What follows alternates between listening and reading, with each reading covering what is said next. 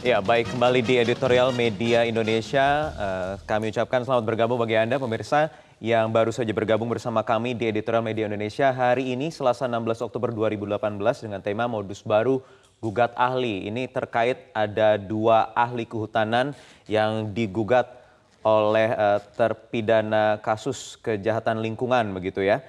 Ini menjadi satu, ini apa ya Bang ya sebenarnya agak aneh juga ini karena saksi ahli digugat. Tadi juga Abang sendiri juga bingung gitu ya. Kita sama-sama bingung kenapa saksi ahli jadi gugat begini. Ya sebetulnya kan gini, disinilah sebetulnya masyarakat harus tahu terlebih dulu kedudukan ahli dalam persidangan kan. Iya.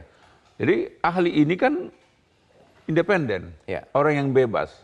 Jadi ketika dia dihadirkan dalam pengadilan, maka kehadirannya sebetulnya adalah berdasarkan keahliannya. Ya.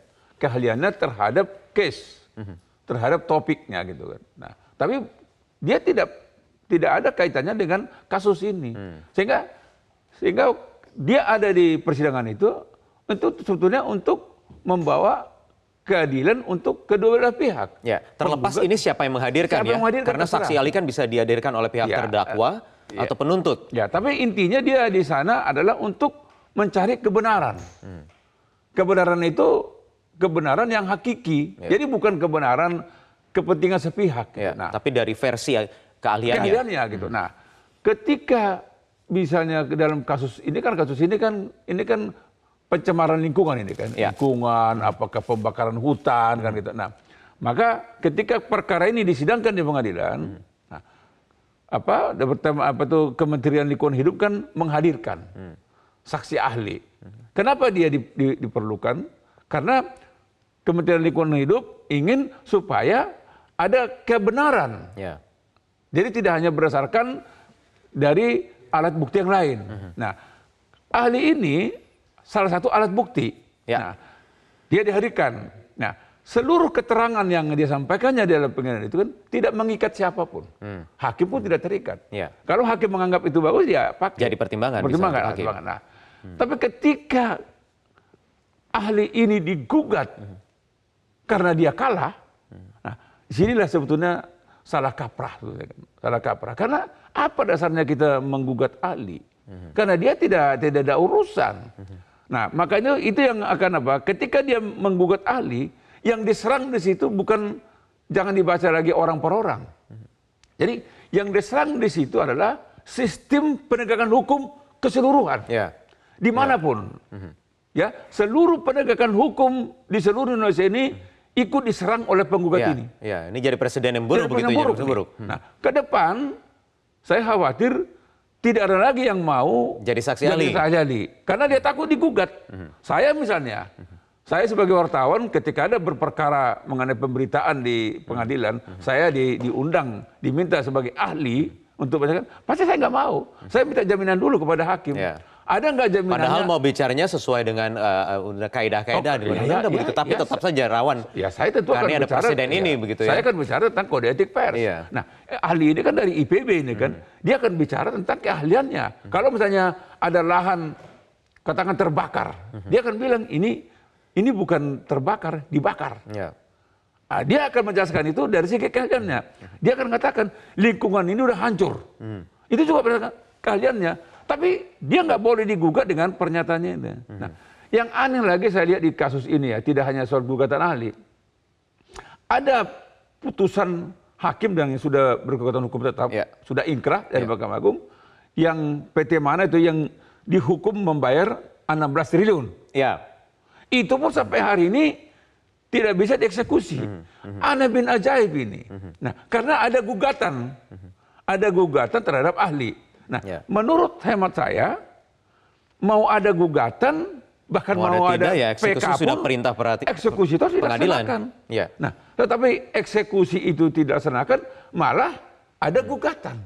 Nah, ini yang saya mau katakan, mestinya hakim yang akan mengadili perkara ini, dimanapun dia, kita minta kearifannya. Ya. Jangan sampai ketika hakim nanti mengadili ini, lalu mengabulkan gugatan ini, Nah, ini Ya. jangan Karena ini dipandang. juga jangan-jangan kalau dilihat dari nilai begitu ya, ada PT Jatim Jaya Perkasa misalnya yang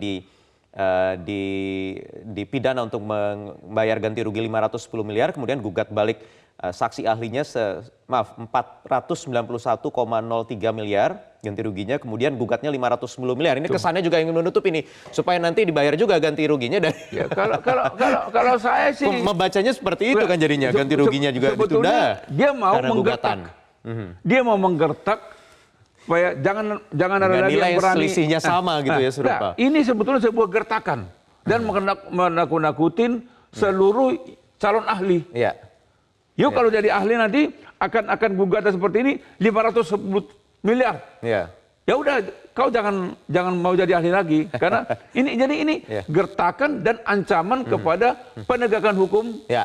ke depan. Ya, oke, baik. Mbak Elman, tahan sebentar, kita harus jeda terlebih dahulu. Nanti kami akan segera kembali lagi dengan sambungan telepon dari Anda, tentu pemirsa yang sudah mencoba menghubungi kami di Editorial Media Indonesia. Sesaat lagi kami akan kembali.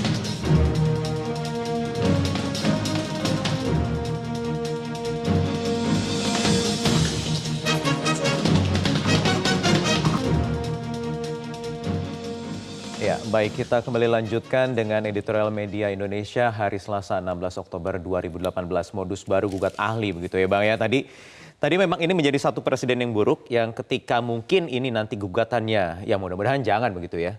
Ketika gugatan ini kemudian menjadi nilai positif buatnya menggugat, itu khawatirnya nanti akan menjadi presiden yang akan ditiru oleh, ini baru satu kasus Bang, ini Iya. kehutanan, lingkungan hidup. Bagaimana dengan kasus-kasus yang lainnya juga membutuhkan keterangan saksi ahli ketika berproses di pengadilan. Tapi kalau menurut saya sih kan gini, Wahyu kan, disinilah sebetulnya harus ada kerjasama pengadilan, jaksa penuntut, dan kementerian yang terkait gitu ya, Ya.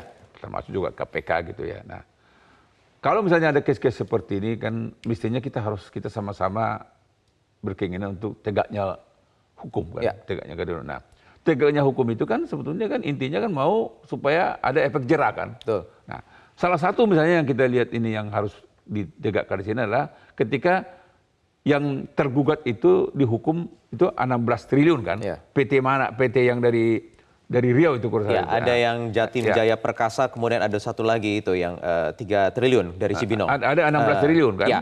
16 triliun. Nah, menurut saya karena ini sudah inkrah, sudah berkekuatan hukum tetap, mestinya juga pengadilan dan jaksa juga harus secara otomatis memang harus mengeksekusi ini kan. Jangan dibiarkan berlarut-larut. Ya. Apakah di situ ada Tidak ada alasan gugatan? pokoknya gugatan. Apakah ada PK? Terserah. Eksekusi aja dulu. Supaya ini juga menjadi pelajaran buat perusahaan-perusahaan Ya. yang selama ini kerjanya membakar hutan. Menyiapkan lahan dengan cara cepat kan ini kan. Ya, ditunda-tunda jangan-jangan karena memang tidak ada aset yang untuk disita, Bang. Loh, ya kalau misalnya kan bisa hukuman badan. Iya. Kalau misalnya kan di situ kan kalau tidak mampu membayar 16 triliun, ya pengadilan harus mencari apa yang bisa disita dari dia. Tapi menurut saya kalau putusan pengadilan tidak kita hormati, Ya. kenapa sebenarnya tidak kita hormati?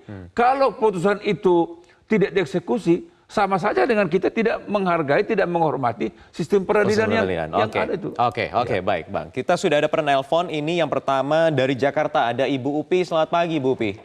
Selamat pagi Mas Wahyu Wiwoho dan Bang Elman Saragih. Iya, pagi. Silakan Ibu. Oke.